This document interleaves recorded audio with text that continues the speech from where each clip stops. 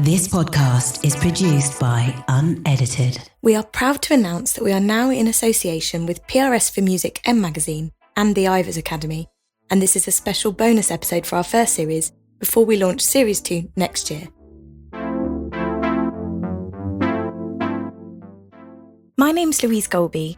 I'm an independent artist and I've been writing and performing my own music for quite a while now. As a songwriter myself, I'm very interested in the art of songwriting, how song ideas come about, what triggers certain lyrics, or how a melody or musical idea is started. In this series, I've interviewed some of the UK's leading songwriters and artists, discussing their songwriting techniques and stories behind their biggest songs and collaborations. My guests have written tracks for the likes of Stevie Wonder, Tina Turner and Cher, as well as receiving MBEs, Grammys, Ivor Novellos and #1 singles for their work.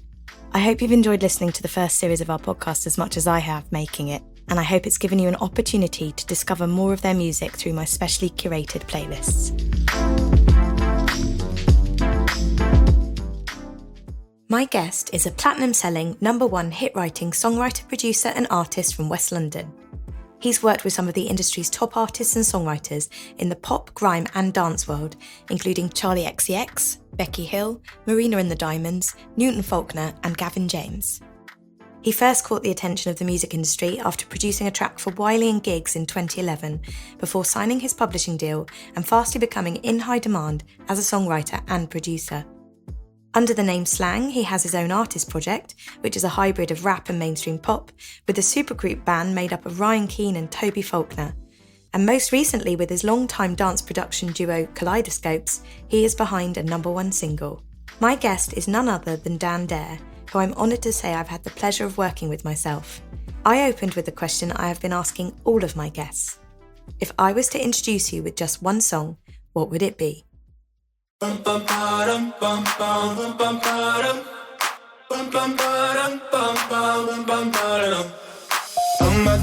my God, these feelings just begun. I'm saying things I've never said, doing things I've never done. Oh my God, when I see you I shoot it right. But I'm frozen in motion and my head tells me to stop. The song actually, Head and Heart, came about through, it was started by Johnny, the other half of Kolidescsopes. He was sitting on the toilet when he come up with a bump, bump, bump, bump, bump. Like, he was actually taking a dump. So the funny part of that song was it started on the toilet. And yeah, he showed me the idea that day and he's like, oh, what do you think of this? And I was like, that's amazing. Let's work on it. Let's get it into a good place. Because the next day we was going to see Rob Harvey in Leeds, who's the other co-writer on the song. So we got the song to a good place, got into a playable demo kind of state, and then we went to Leeds and showed Rob the idea, like the beat and the chorus hook, and we were like, let's finish this together. Let's kind of like all tap into this idea. And yeah, we wrote the verse. The verse is the same melody as the hook. We tried a load of different melodies and we're like, this is so catchy, it needs to be in the song as much as possible. And then yeah, we came up with the verses, and yeah, the song was done in about 2 hours, weirdly. Nice.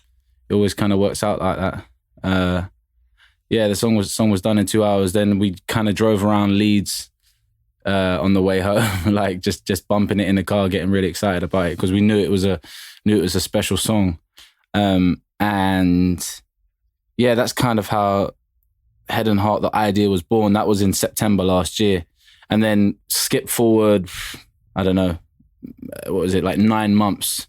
Rob took the parts and he was showing it to a few people, and he just had a hit with Joel Corey. We didn't know he sent it to Joel. We kind of find out after when we was in America, and then kind of all the information started flooded through. And then Johnny, the other half of Kolidescsopes, was singing the original demo, and the bum bum bums are still him on the song. Okay. So that's still Johnny's voice. So that's from the original demo that we did in Leeds. And MNEK wrote the pre-chorus, which really like tied it all in together. Because we at first we didn't think it needed a pre-chorus. We were kind of like a bit stubborn on that. We were like, it's so catchy from start to finish. But MNEK is an incredible artist and an incredible writer. He put his spin on the whole song, you know, and the way he sung the song really sold the writing, sold the vibe. Yeah. He's just a superstar. He's amazing. Yeah, he is. So the lyric Head and Heart, as in the title of it, was it already the title of the song before you took it to the other people, or was that something that came up with MNEK? So we wrote the lyrics when we got to Leeds for the verse, sorry. And then I was saying to Rob, I was like, how do we tie this into Johnny's amazing idea of the bum bum bums? Obviously, a bum bum bum is like you can say it's your heart. And then we kind of, all agreed that it should be like my heart goes bum bum bum. So that really like cemented the name between like when we say my head and my heart. I can't tell them apart. So it was just, because it was called the Bum Bum Bum song on Johnny's laptop at first, and we struggled to find the beat after. So, Excellent. So when Joel Corey and MNEK got brought onto the track, were you guys all in the same room when MNEK was coming up with his ideas, or was it all done remotely? No, it's just, that happened remotely because it was lockdown. So that didn't help him with us in the room. And it would have just been too many cooks in the room anyway. So, but I've known Uzo, I've known MNEK since he was 15 years old. So it was amazing to hear him on that record and like have some success with him because it's just like the way the world works is crazy. You know, we used to share a studio for 3 years and we never worked together in that time because it was kind of like we were having day slots and night slots, day slots, night slots. So we were just keeping it busy and he's one of the hardest working guys. So it was, as soon as we finished our studio session, he was there till 1, 2 in the morning getting the night bus home. So, oh, wow. So but we wasn't there when it was all finished. We had a constant kind of line of communication with Joel. Joel was finishing it with MNEK. Okay. And Rob, who you mentioned, do you always collaborate with him for your Kolidescsopes project, or was this like a one-off? Or how? This was the first time I'd been like gassing up Johnny to Rob because Rob's a great songwriter. So I was saying to Rob, look, you've got to meet this Johnny guy. He's come over from Australia because there was a period of time where me and Johnny was back in Australia and we wasn't working as much because we were both homeless. We didn't have any money. You know, it was really like we was in really like sticky situation, and it was like I think we had signed a deal with Humble Angel Kieran Donahue, and we kind of. We met up in Dubai. Johnny got a flight from Australia to Dubai. I got one from London to Dubai, and we sat in a hotel for 2 weeks and wrote music. And that kind of kickstarted the whole Kolidescsopes thing again because Kolidescsopes was born in 2014. And I was just banging on about Rob and banging on about Johnny saying we should write together. It'd be a great collaboration. And that was the first song that we did together. Brilliant. Wow. So many amazing accolades with that song. So that must have just been when you found out it went to number one, because was that your first number one single that you've been collaborated on? Yeah, it's the first number one single. I was a part of a number one album with Marina and the Diamonds back 2012. That was just like some production work on the album. But yeah, this is the first ever UK number one single, which is, it was great. It was great. We was in Malta. We kind of like, me and Johnny predicted it. So we like, funny enough, when we was in Leeds, me, Rob and Johnny all shook on it. We said, this song's a number one. Let's put it out there into the universe. I know people say that a lot at the end of sessions, like, this is the banger, yeah, play it to your manager. But this actually, like, we were like convinced this was great. And it was like one of the biggest selling songs of the year. It's not it wasn't just number one. It was like I want to say something. I want to say something about actually how the charts work as well. There's a thing called ACR, which means if you sell less in 3 consecutive weeks, ACR means you basically have to do double the amount of streams to be in the charts. So technically, we're still number 2 in the charts on the amount of sales. And we were number 1 for many more weeks. But ACR stops people like Ed Sheeran, like One Direction, staying in the charts for that long, which is crazy, which is insane because Joel's a new artist and he would have still been number 2 and number 1 for the consecutive weeks. So it would have been the longest running number 1. You know, it could have beat records, which is really... Whitney. Yeah, it's really bittersweet, but it's like, it is what it is. That's the rules. And it's been an amazing run and it continues to grow. So excellent. To be honest though, either way, 6 weeks at number 1 and is like, it's really long still. And you got knocked off by Cardi B and Megan Thee Stallion, didn't you? Yeah. That must have been a weird feeling. We lost by 100 units or something like that. Oh. C'est la vie. But yeah, it was a great run. Let's talk about your journey as a songwriter. Yeah, sure. At first, I would consider myself a beat maker. I used to make beats. I come from the grime scene, so yeah, I was doing pirate radio stations, working with people like Wiley and the grime lot. There was a lot of like amazing rappers, amazing grime people that I was working with. But in my mind, I didn't really want to do that. I kind of wanted to use my grime style or urban style of production and do it with pop music and kind of trying to grow that way into a songwriter, because I love different types of music. I wasn't just into the whole grind thing and making beats. So actually how it worked, the universe works in weird ways, but I started working with a guy called Nick Worthington who runs 679 Records. I was introduced by Chantel Fiddy, who was like the queen of grime. She was Chantel. Yeah, she's great. She's unbelievable. And she like saw something in me and Z Dot from early, introduced us to Nick Worthington, who then he stuck us. We shared a studio with Rudimental and MNEK for 3 years and learnt so much in that time. And then really like honed in on the songwriting and ideas. So yeah, it started as a beat maker. Then kind of I realized I have to be more to be successful in what I want to do. Can't just stand behind the piano or the computer. And that's when I really started writing songs. And then I met Toby Faulkner and I met Ryan Keane. And then we started living together. And that's when I really started to learn about songwriting, because they're really great songwriters.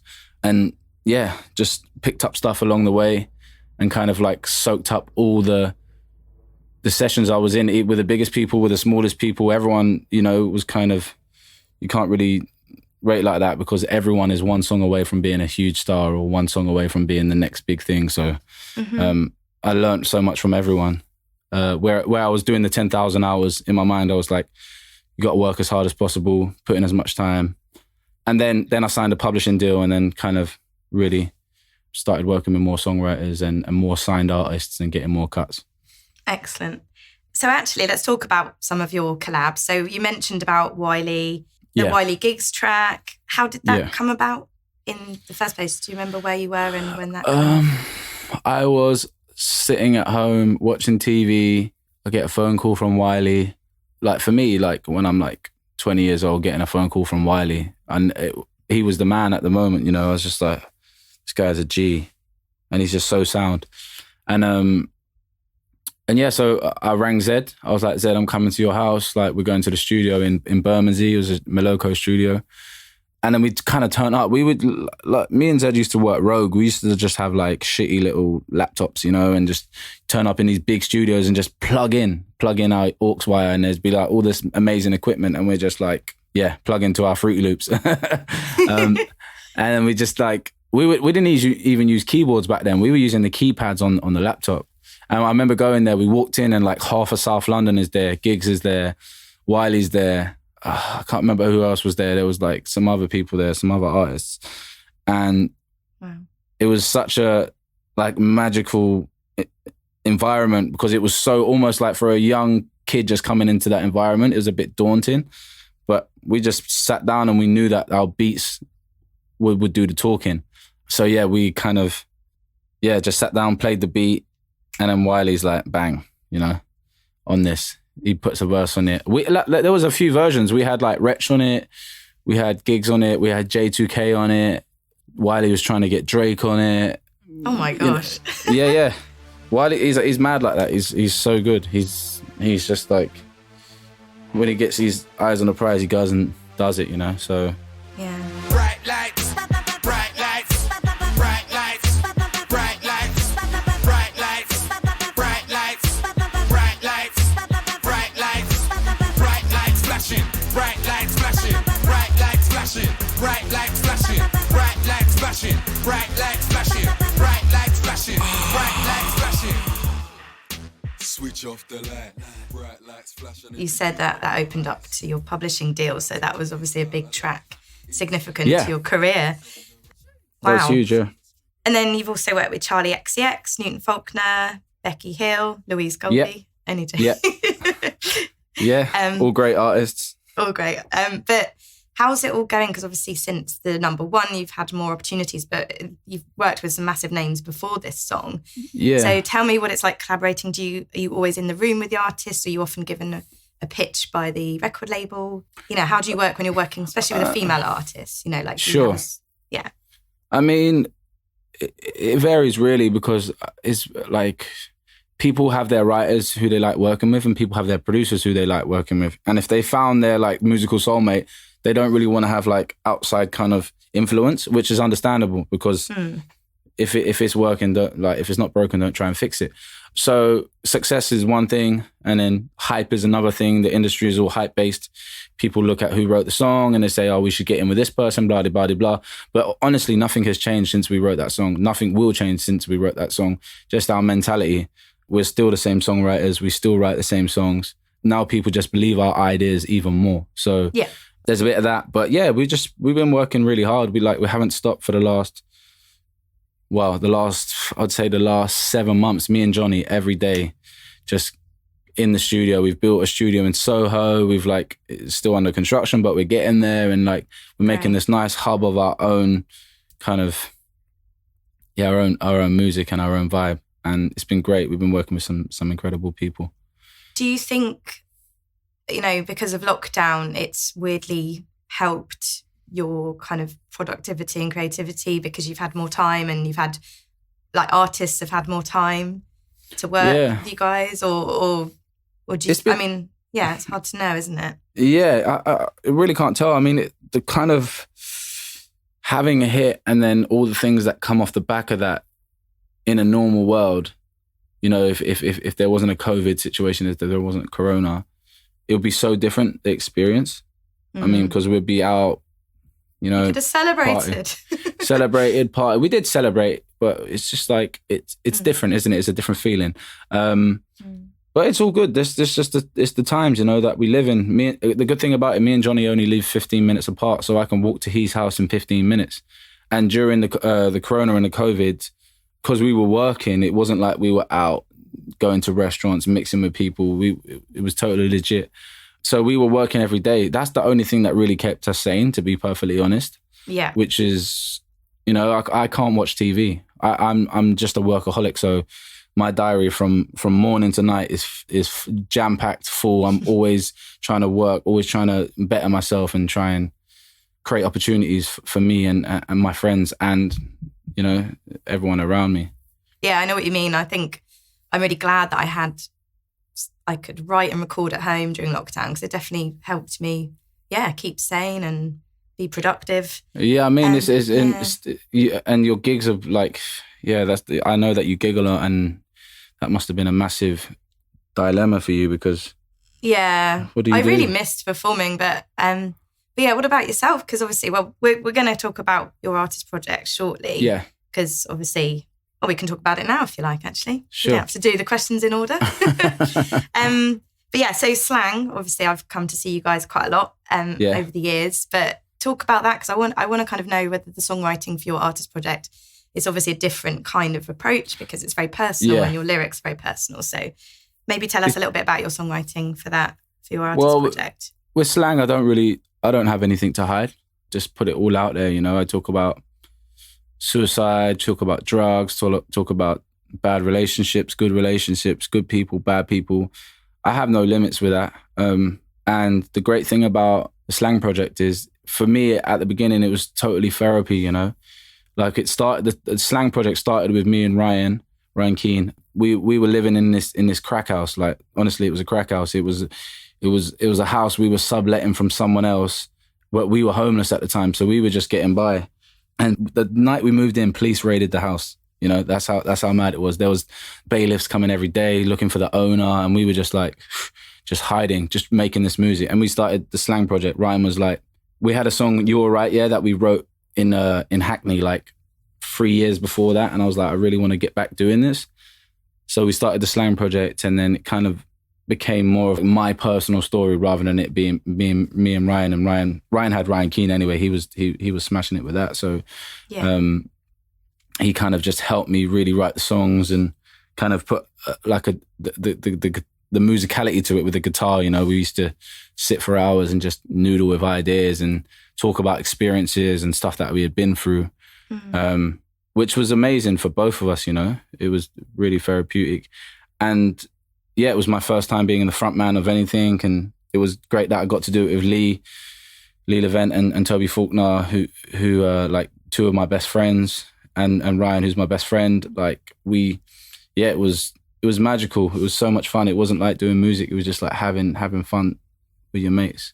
Yeah, absolutely. And like I said, it's like a super group, isn't it? With Ryan Keane, who's already established and toured with Ed Sheeran, and Toby Faulkner, who's obviously Newman Faulkner's brother. Yeah.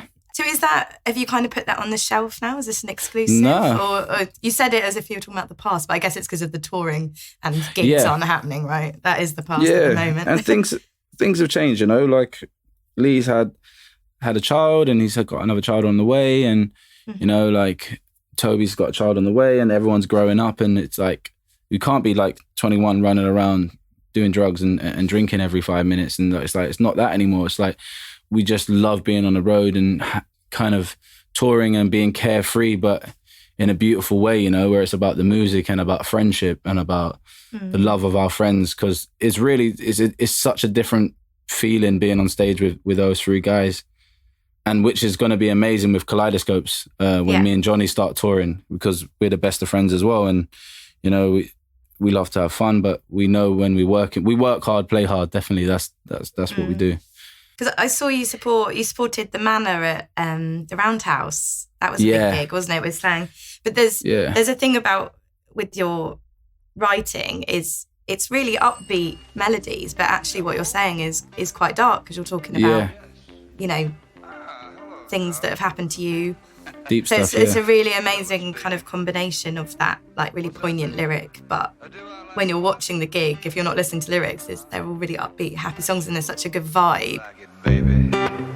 Cockroaches calling on my landline. I don't wanna answer. I don't wanna tell them no.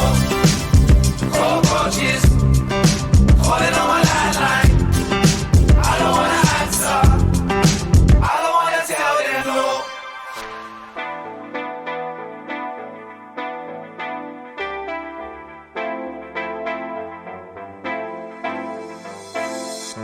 When you walked in the room, I knew just what you would be. All the traits of a bad boy that I couldn't unsee. But you tell me you're not like the other guys I've seen before. So back to the other question. So when you are writing for, say, female artists, do you have to think about obviously their range and the keys that they sing in, and do you often kind of prepare stuff in advance, like we did when I came and did my session with you, and you had something in advance that you kind of had already prepared? Or do you kind of change depending on different people? It depends on the person, because some people are more musical than others. Some people are just singers. Some people are just like all-round kind of artists, that they're involved in all parts of the artistry. Some people just like vibes. Some people like lyrics. So it really depends. And a lot of the time we just sit down. Recently, we've just been sitting down with female artists being like, what is your best key? What do you sing in the best, you know? Yeah. And let's try and write it like that, and then we can move it accordingly to whether, if it's for you or we're pitching it, we can move it up the scale, down the scale, whatever. There's no rules really. We don't like having rules, but it's obviously to get the best out of someone, you've got to kind of accommodate to, you know, their vibe. So that's definitely something we keep in mind.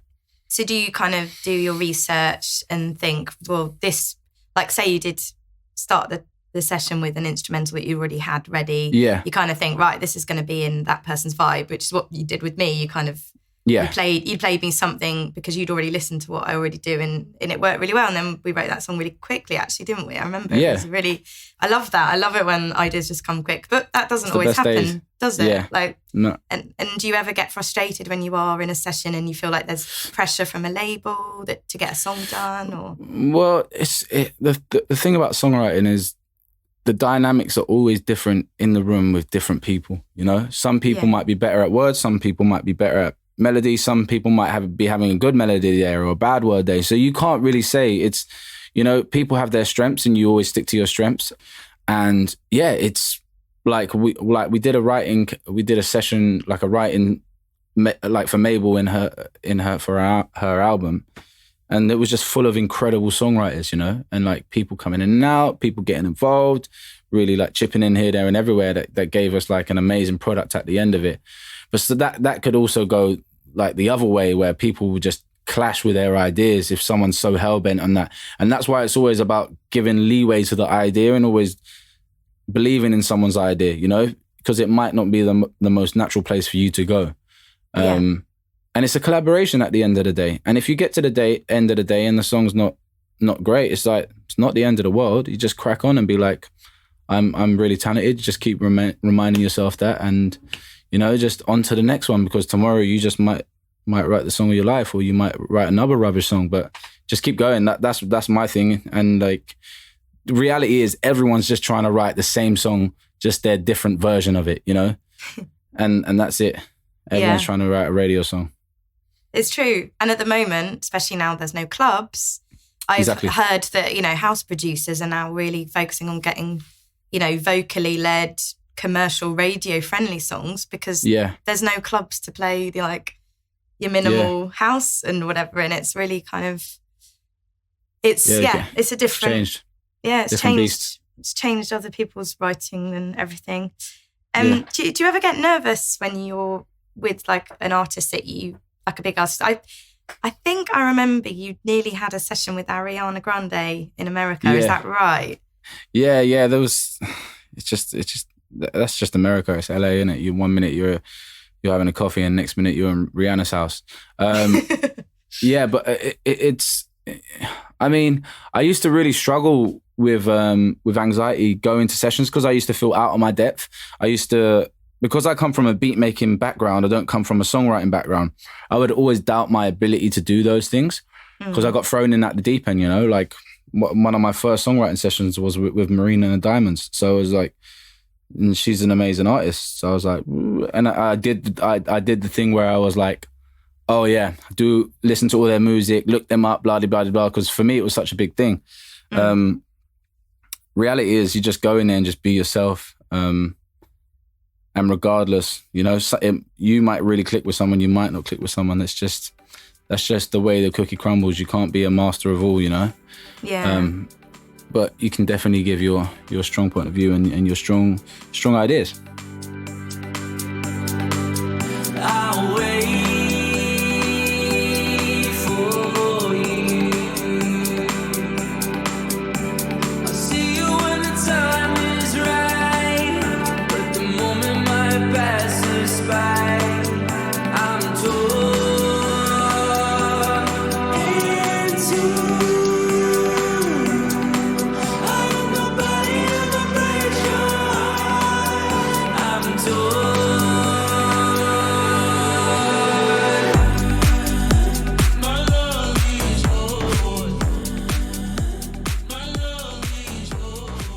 So I wanted to talk a little bit more about Kolidescsopes, just because you touched on it earlier.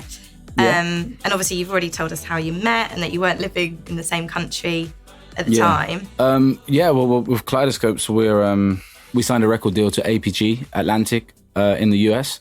So we signed to Mike Karen and Bailey Small, who their kind of track record speaks for itself. You know, they're huge. Wait, it was March this year. Wow. And that was during the time that lockdown was happening. We was there on March the 13th. We had to fly back because we couldn't get insured, blah, blah, blah, blah. We was over there doing sessions after signing the deal. And yeah, we just been working really hard. We're working with some great people. You know, we got a lot of collaborations in the pipeline.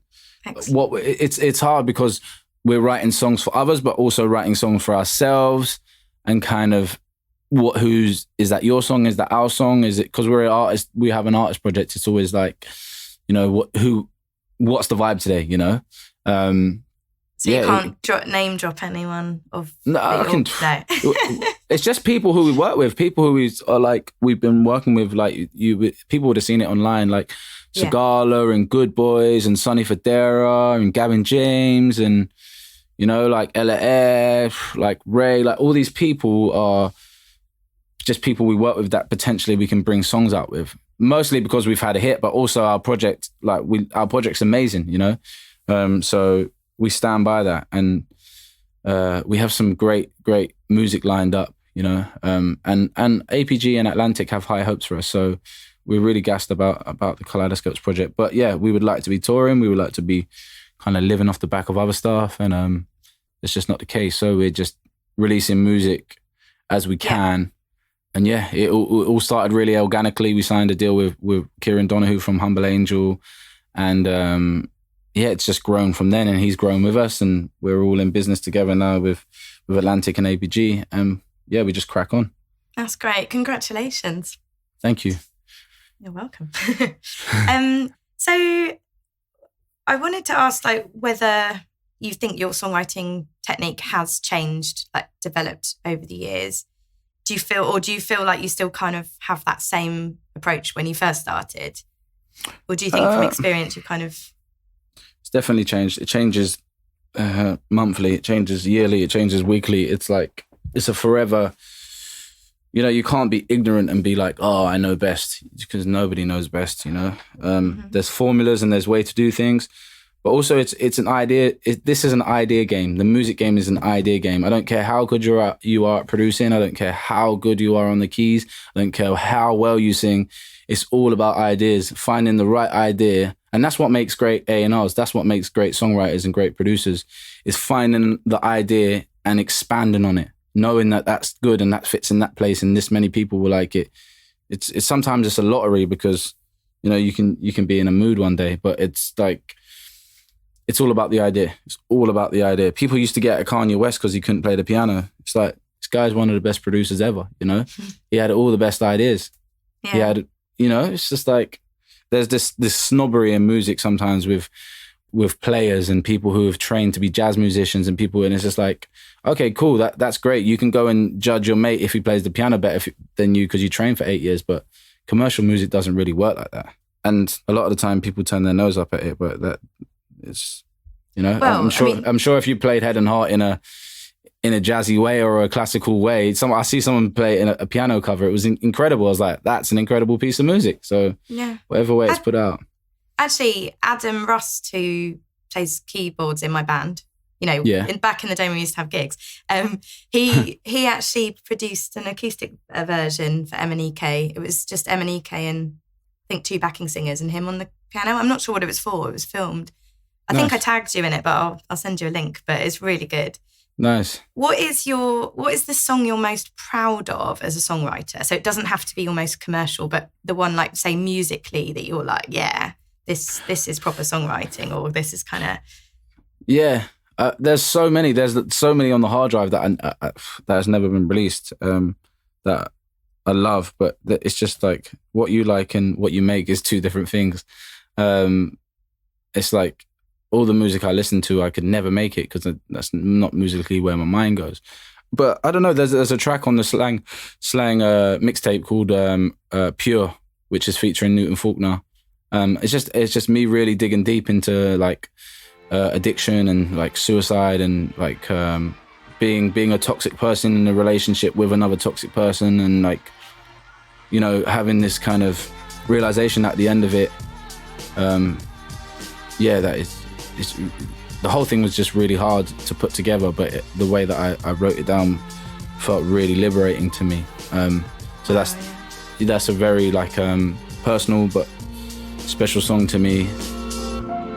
I've been such a broken man since we broke up, putting coke up my nose every day. You lost your dad and I wasn't there for you. I think about that shit all the time. Shit was so complex in my little mind. I couldn't take the pressure, and I thought about taking mine all the time. The timing was so bad, going mad with depression. I'll be coming home from sessions, egging myself on to jump. When you thought I had the hump, I was really just fucked up, just a kid still dealing with my issues. Every tissue tells a different story. We can never hate each other, and for my part I'm sorry.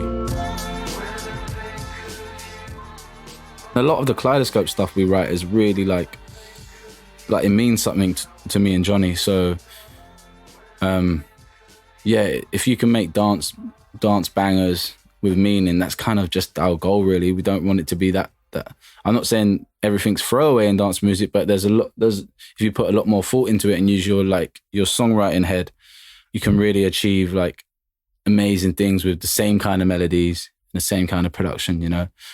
So yeah, I would say pure. But also the record Foundations that we released with Jasmine Thompson, the Kolidescsopes record. Yeah, it's just all about friendship and grounding yourself and never forgetting where you come from. And so good. Yeah, I love it. So the final question is, sure, what song do you wish you'd written? And what is it about that song that you just like, wow, I wish I'd written that? What a song. I don't know. I've never ever actually thought that about a song. I've never thought, I wish I wrote that song. But saying that, weirdly enough, I was listening to a mixtape by Potter Paper. He's a rapper. He's like a UK rapper. He's great. I just recently discovered him. My brother used to talk about him all the time. And he had this song called When I Was Little, and he just released a video to it. And I saw it on my Instagram. And I listened to it, and I was like, I actually wish I wrote this song because I relate to it so much. It's just all the things I used to do when I was younger. You know, like bunking the bus to go to central London and like just doing the maddest things that you do when you're kids, and doing all-nighters and like waking up in weird places and like your mum worrying about you and all these other things. And that just like the nostalgia effect that had on me was just like, oh, actually, I could have wrote that song and I wish I did. And I could say any song. I could say like, oh, it's Red In, blah, blah, blah, blah. But yeah, I love that music and I love listening to it in its entirety and try not to judge it, because when you make music, you're like, oh, man, yeah, man, I just try to listen to it as it is, you know, because music's never finished. You can add 1,000 million things, you know, and who decides when it's finished? You know, it's just, you take that snare away, now it's finished. There's no rules, so. It's a good point. Is there not like a song that, even if you've heard it thousands of times in your life, but it still gives you that feeling? Is there anything like that, like even like a classic song that you can think of? Or I mean, the Rihanna Diamond song, when I first heard that, I know that it wasn't a massive, I don't know if it was a massive hit. I didn't look at the charts then, but I really loved it because it's like got Sia. I can hear Sia all over that song, you know? And the production was so simple and the kick was just like cutting through so nicely. I really loved that Rihanna record. But there's so many amazing, like Anderson .Paak, his first album, Malibu, was amazing. You know, from start to finish, it's just like a piece of art. Oh, yeah. Yeah. Yeah. I mean, I would say the Rihanna Diamonds record. And the Stay record, that was when Rihanna was like hitting a home run. And hopefully her new album this year really, really picks up from the back end of that. If you want to know more about Dan Dare, please follow his Instagram page, which is @slang, and his Twitter page, which is @slangslanging. And you can listen to more of his work on our specially curated Amazon and Spotify playlists, which go alongside the podcast. If you want to know more about me, please go to louisegolbey.com. Please check out my YouTube channel and all my music on all digital platforms too. Thank you so much, and I hope you've enjoyed this. This podcast is